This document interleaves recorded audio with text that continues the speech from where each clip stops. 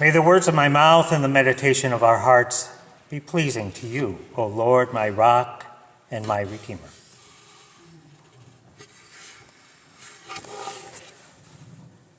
So have you ever been asked to do something scary, or have you ever felt called to do something that felt intimidating?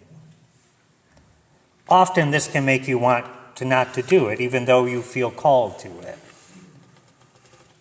Being called can sometimes be frightening. In our readings today, we hear about a couple of stories of people called by God in which what the person is called to might be considered scary or intimidating. In our first reading, we hear about the calling of Isaiah, and it begins with a lofty story and the introduction of the divine.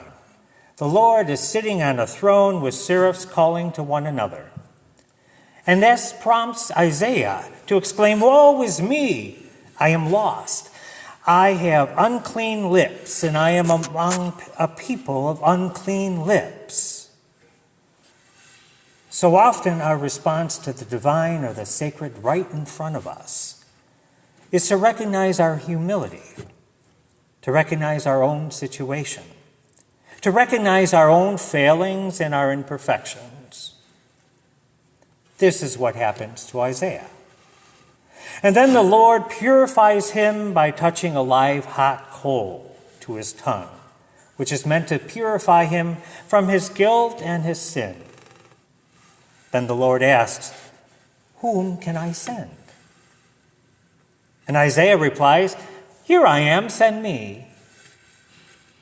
Now, as nice and as beautiful as the many songs that we have sung over the years about "Here I am" have been, I don't think that Isaiah was ready for what God was about to say after that, about God's explanation of what he was being called to.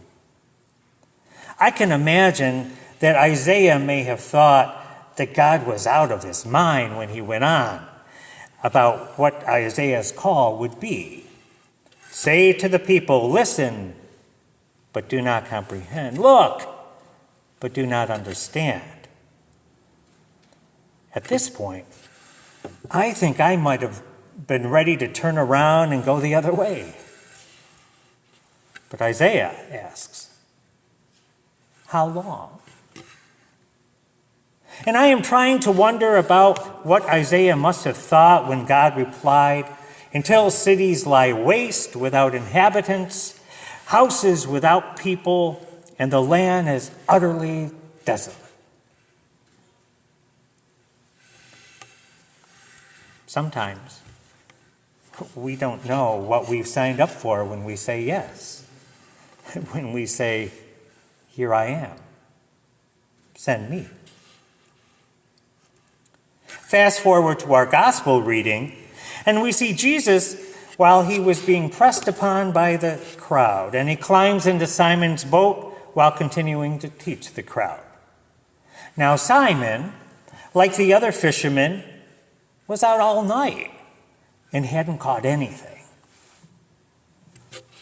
But Jesus tells Simon to put out into the deep water and let his nets down for a catch. Now you have to imagine that Simon probably thought this was a bit crazy. After all, they had been out all night and they hadn't caught anything. But Simon agrees, and before long he realizes that they are catching a miraculous abundance of fish, too many for Simon to bring in just himself. And suddenly Simon has a similar reaction as Isaiah had in the presence of the divine, prompting him to tell Jesus, "Get away from me, for I am a sinful man." Like Isaiah, this is the acknowledged unworthiness of anyone who's called by God to divine service, which is a recurrent biblical theme. The appearance of God among us in stories such as this, or the stories of Moses or others, is never simply an answer to a quest for spiritual growth or religious experience. It is rather, as it is here, about a call or a mission that must be undertaken. Here in this gospel reading, Jesus doesn't tell Simon what to expect in his call, like God had told Isaiah. But instead, Jesus reveals that his mission, do not be afraid. From now on, you will be catching people. Do not be afraid. I think our readings are trying to tell us that we can trust in God, that God will be with us as we are sent and as we respond to any of our calls. Often we may not be told what that entails. We won't know exactly what we've signed up for, but we are reminded, do not be afraid.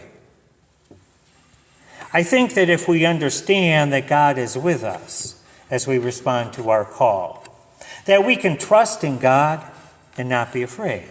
We can trust that God is with us as we respond, however crazy the call may seem that we've signed up for. Yes, sometimes responding to a call or being sent can be scary or intimidating. It can sometimes be downright frightening what we are asked to do. It can sometimes be asking us to go against the grain, to go against what seems like the mindset of the majority.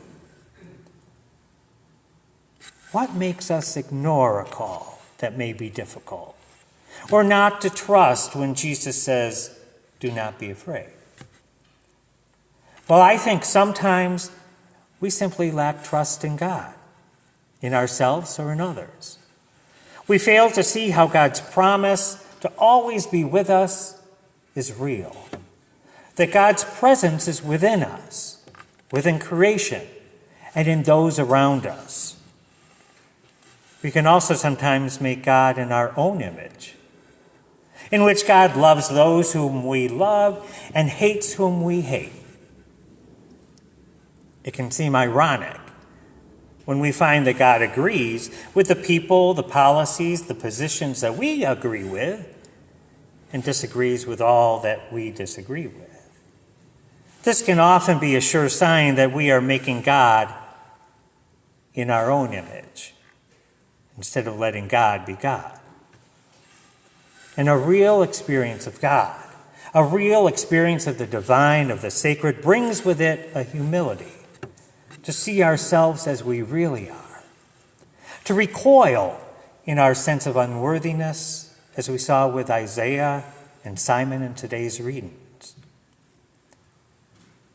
Sometimes responding to a call or being sent can just be plain scary. It can call us to go against the crowd, to stand up for something that those around us are not supporting or standing up for. Have you ever sat with the kid or the classmate at lunch whom no one wanted to sit with? Or befriended those who were not befriended by others in school? As a kid in school, that can be scary. That can be a big step to go against our friends and our neighbors. But that can be the same as our experiences when we are called or sent by God, especially when that mission is going against or is in opposition of what many of the folks around us are thinking or doing. We can sometimes be the kid sitting alone at the lunch table when our call doesn't line up with those around us. But what if? What if we understood that God is with us as we respond to being sent? That God is with us as we are being called? What if we hear God say to us, do not be afraid, because I am always with you? I think then we can perhaps take the difficult road of being sent, of being called, to whatever God is calling us to. We can do the long, hard work, responding to our being sent, to our being called, to whatever that may be. We can hear God telling us, do not be afraid. As we use our gifts for the good of the kingdom, for the good of being and building beloved community, we can trust in God's presence. We can trust that God's love is always present with us as we respond to God's call and as we do the work that we didn't think that we could do. I know this from my own journey. Having studied for the Roman Catholic Diocese of Buffalo when I was in my college years ago and briefly with the Franciscan friars, I found myself only a few years ago revisiting my call, trying to understand why I kept having this sense of God calling me to ordain ministry. Certainly embarking on formation for ministry at my age was going to bring a disruption. And I absolutely recall many a night thinking, this is utterly crazy.